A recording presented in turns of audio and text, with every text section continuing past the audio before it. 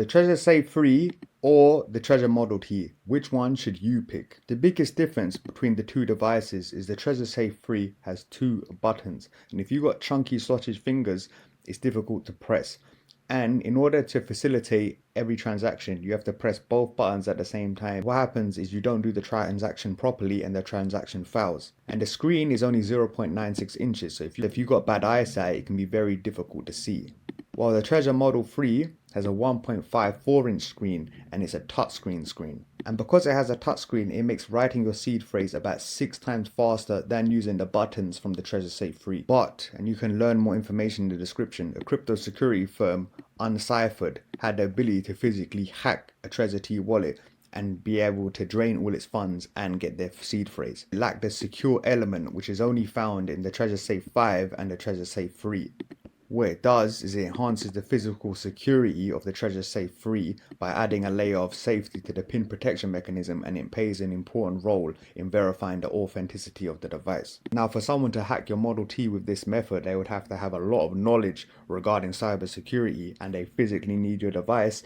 But it's possible, whereas with the Safe 3 it isn't possible, making it a lot more secure physically. But the Model T does have physical security from a micro SD card slot. What this does is it provides extra protection against physical attacks, because when you put the SD card in, a randomly generated secret will be stored in this SD card. So whenever you check your PIN or use your PIN to unlock your Trezor, this secret with the PIN will decrypt all the data in the device. So if you don't have that micro SD card, you won't be able to use the Trezor. If you really care about a burglar stealing all your crypto, you can keep the SD card in 2 separate devices, because they won't be able to access the Trezor T without the SD card. Aside from that, they have the exact same setup process, they support the exact same amount of coins and protocols, the exact same amount of dApps, and they're very similar devices.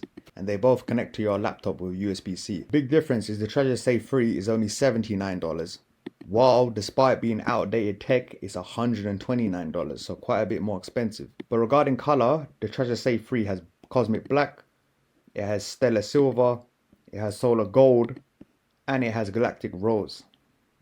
While the Trezor Model T only comes in black. The big difference between both devices is accessibility.